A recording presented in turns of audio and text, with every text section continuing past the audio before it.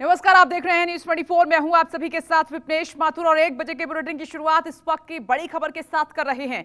दशहरे के मौके पर मोहन भागवत का बड़ा बयान आया है। उन्होंने कहा कि कुछ लोग धर्म जाति के नाम पर दूरी बढ़ा रहे हैं, दूरी पैदा कर रहे हैं खाई की तरह।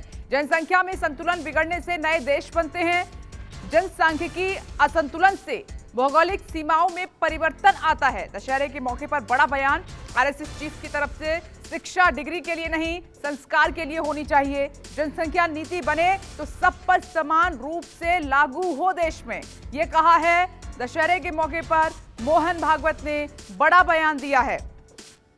हमको भटकाने के लिए, हमारे मन में द्वेष उत्पन्न करने का प्रयास करते, हमारे बीच दूरियां बढ़ाने का प्रयास करते हैं। ऐसे सतत उनके प्रयास चलते हैं जिससे इस देश में एक आतंक का वातावरण हो, कलह बढ़े, देश में एक प्रकार से अराजकता हो जाए, नियम कानून के प्रति सम्मान न रहे, किसी को और कोई बंधन न रहे, डर न रहे, अनुशासन न रहे। इस प्रकार की कार्रवाइयां उनकी चलती रही है, वर्णन करने का जरूरत नहीं, हम सबको पता है, हम सब उसको अनुभव कर रहे हैं। और हम उनको पैठ दे इसलिए वो हमसे नजदीकी जताते हैं। जाति के नाम पर, पंथ संप्रदाय के नाम पर, अपने निहित स्वार्थों के नाम पर भी हमारे हमदर्द बनकर आते हैं। उनके इस चंगुल में फंसना नहीं। रोजगार यानी केवल नौकरी, और नौकरी के पीछे ही भागेंगे, और वो भी सरकारी हो और बने तक मेरे घर के पास हो ऑफिस, ऐसा सब लोग दौड़ेंगे तो नौकरी कितनी दे सकता है।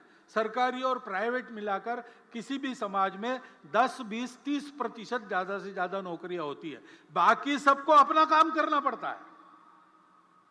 उस उद्यमिता की प्रवृत्ति बढ़नी चाहिए।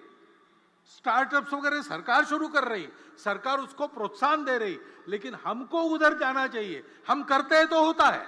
कोरोना में हमने देखा, कोरोना में और बड़ी संख्या में 3 करोड़ से ऊपर लोगों का इधर से उधर जाना हुआ, रोजगार छूट गए, नए रोजगार नहीं बने। ऐसे लोगों को रोजगार देने का काम हमने किया, केवल संघ के स्वयंसेवक ने नहीं। कोई एक संगठन, एक सरकार, एक नेता नहीं कर सकता, लेकिन उस समय सब लोग इकट्ठा आ गए। हम जवान रहने वाले 30 साल तक। जनसंख्या का विचार दोनों रूप से हो सकता है, वो एक साधन भी है, और एक परिस्थिति में विचार करता है तो एक बात लगती है, दूसरे परिस्थिति में विचार करता है दूसरी बात लगती है। चीन की इतनी ज्यादा जनसंख्या थी, उनको बोझ लगने लगा, उन्होंने एक परिवार में एक संतान और बाद में नहीं संतान, ऐसी नीति अपनाई। बड़े कड़े प्रयास से उन्होंने उसको लागू किया। हमने ऐसी नीति बनाई कुछ वर्षों पूर्व, भारत सरकार ने बनाई, और 2.1 ऐसा एवरेज संतान, हमने उसको इतनी अच्छी तरह लागू किया, दुनिया को भी ये उम्मीद नहीं थी, वो आश्चर्य कर रही है। उससे भी नीचे हम आ गए 2 तक। हम भुगते हैं। जनसंख्या का असंतुलन हुआ तो 50 साल पहले उसके गंभीर परिणामों को हमने भुगता, और केवल हमारा ऐसा हुआ ऐसा नहीं, आज की तारीख में पूर्व तिमोर नाम का एक नया देश बना,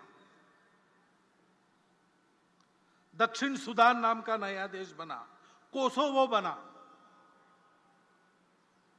जनसंख्या में, पंथ संप्रदाय के प्रमाण में अंतर आने से नए देश बन गए, देश टूट गए। एक जो मिथक चलता है, करियर के लिए अंग्रेजी आवश्यक है, करियर के लिए अंग्रेजी आवश्यक नहीं है। मातृभाषा की चर्चा तो हम बहुत करते हैं, क्या सब जगह अपने हस्ताक्षर हम अपनी मातृभाषा में करते हैं? क्या हमारे घर पर जो नाम फलक टंगा है, नेम प्लेट, उस पर हमने अपना नाम, अपने कुल का नाम मातृभाषा में लिखा है? अपने घर के कार्य प्रसंगों के निमंत्रण हम भेजते हैं अपने परिचित मित्र लगभग सब 90% तो भारत के ही होते हैं, रिश्तेदार भी भारत के ही होते हैं। नमस्कार, मैं हूं मानक गुप्ता। अगर आपको हमारा ये वीडियो पसंद आया हो तो इसे लाइक और शेयर जरूर करें और हां, हमें सब्सक्राइब और फॉलो करना ना भूलें ताकि आप देश और दुनिया की कोई खबर मिस ना करें। तो जुड़े रहिए हमारे साथ और देखते रहिए न्यूज़ 24।